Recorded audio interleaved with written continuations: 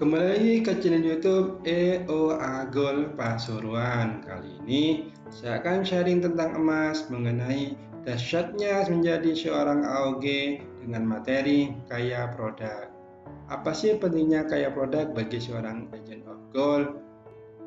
Seorang agent of gold harus mengetahui kekayaan atau kekuatan emas karena emas adalah sebagai produk menjalankan bisnisnya agar bisnis yang dijalannya semakin berkembang.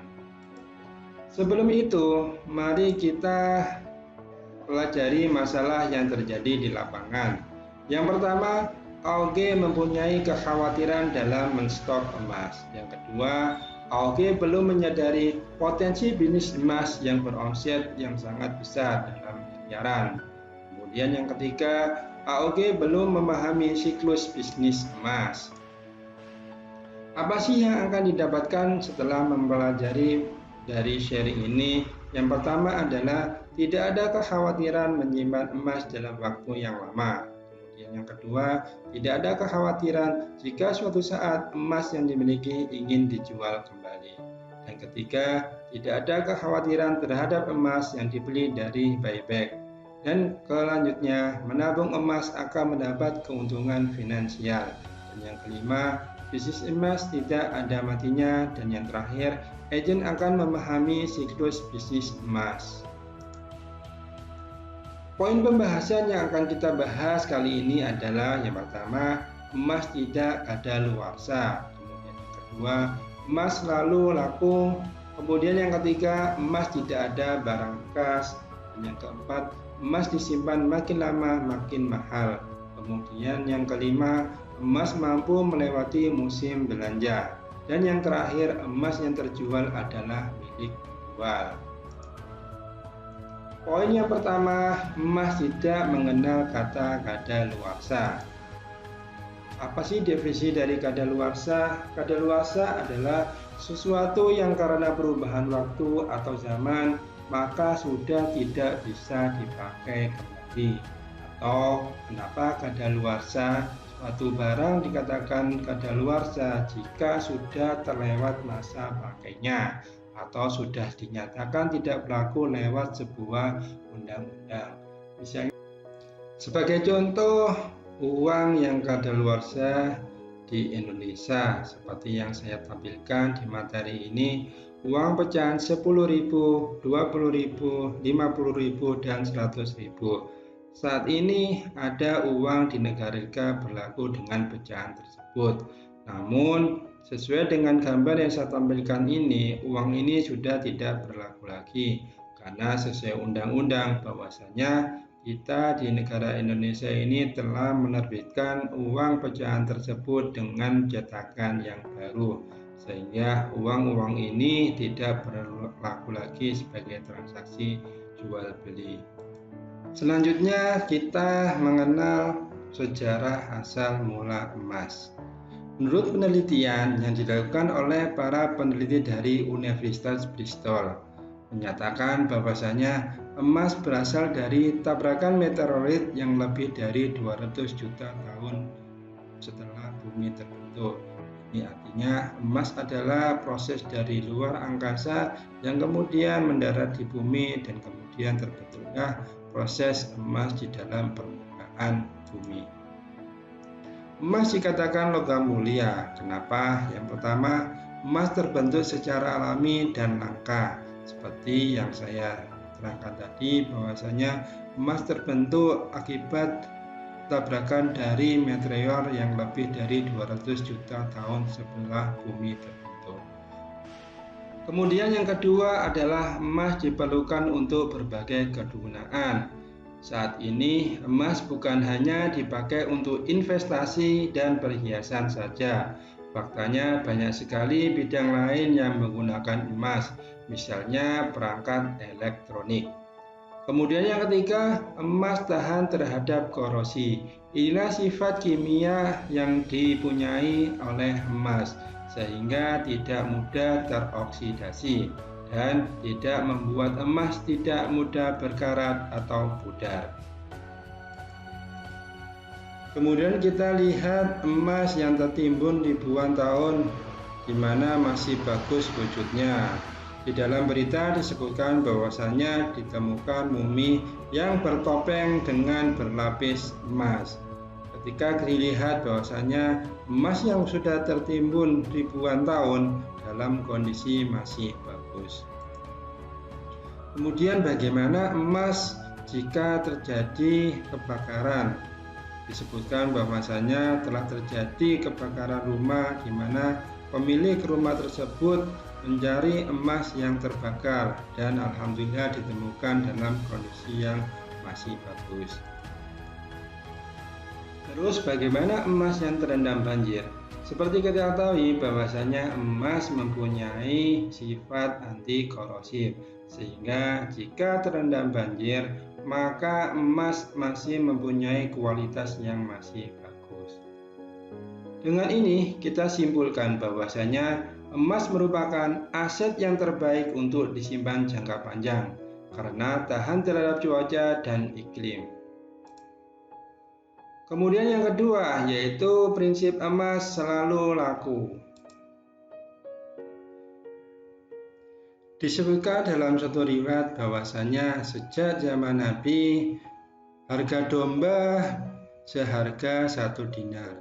Dan sampai saat ini pun dengan 1 dinar kita bisa membeli seekor domba. Artinya nilai emas dari zaman dulu sampai sekarang tidak mengalami penurunan daya beli.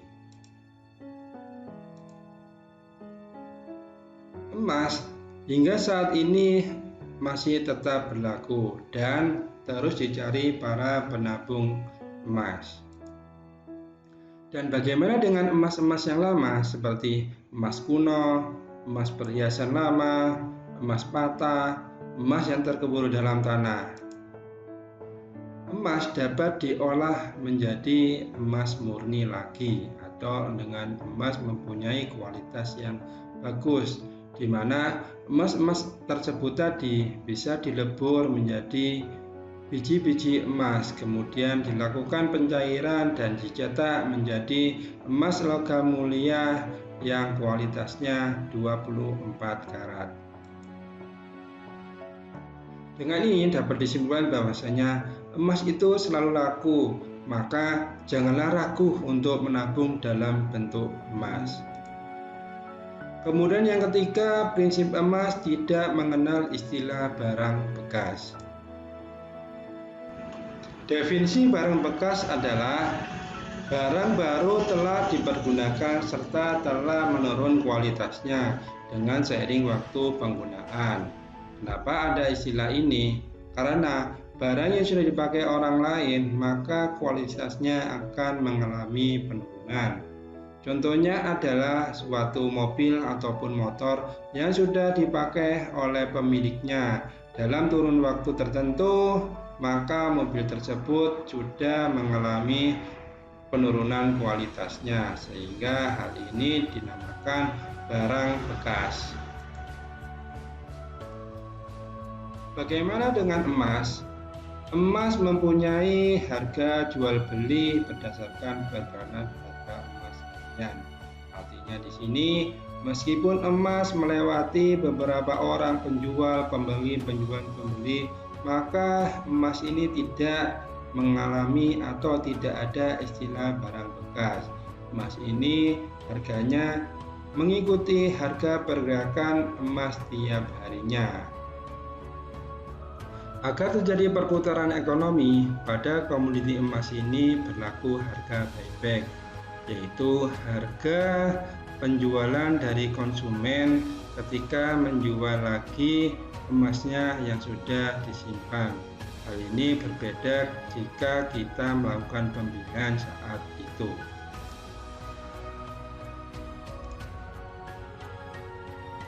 Dengan ini kita dapat simpulkan bahwasanya emas tidak mengenal istilah barang second atau barang bekas karena emas mempunyai nilai intrinsik yang mempertahankan nilainya.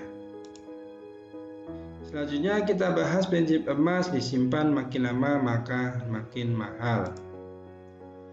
Kita ketahui bahwasanya emas dari tahun ke tahun pergerakannya mengalami kenaikan. Seperti 10 tahun harga emas yang kita tampilkan mulai tahun 2011 sampai 2020, grafik emas mengalami pergerakan kenaikan. 7 alasan meningkatnya harga emas. Yang pertama, perang dagang Amerika dan Cina. Kita ketahui bahwasanya kondisi global saat ini antara Amerika dan Cina yang mengalami panas, sehingga mengakibatkan kondisi ini para investor enggan untuk terlibat, sehingga mereka mengamankan asetnya dengan menginvestasikan emas. Kemudian yang kedua adalah tukar rupiah melemah. Dengan melemahnya rupiah, maka harga emas mengalami kenaikan dan cenderung naik terus-menerus. Kemudian yang ketiga, tingkat suku bunga menurun. Dengan tingkat suku bunga harga, maka harga emas makin naik. Demikian pula sebaliknya, harga emas akan turun jika suku bunga mengalami kenaikan.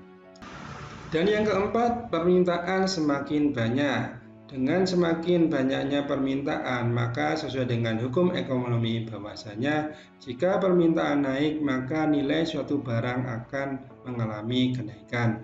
Hal ini juga dialami oleh emas. Dengan semakin banyak permintaan, maka harganya akan semakin meningkat. Kemudian yang kelima, pasokan emas tidak bertambah signifikan.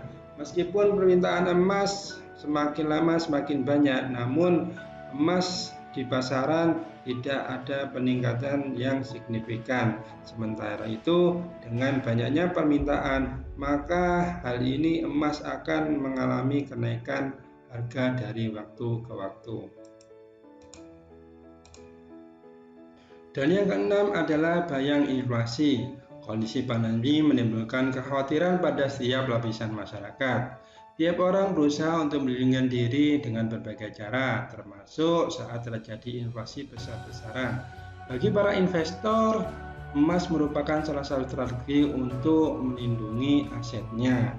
Banyak sekali yang memindahkan asetnya menjadi emas, karena berbeda dengan uang, karena semakin lama nilainya semakin tergerus. Kemudian yang ketujuh adalah kebijakan bank sentral.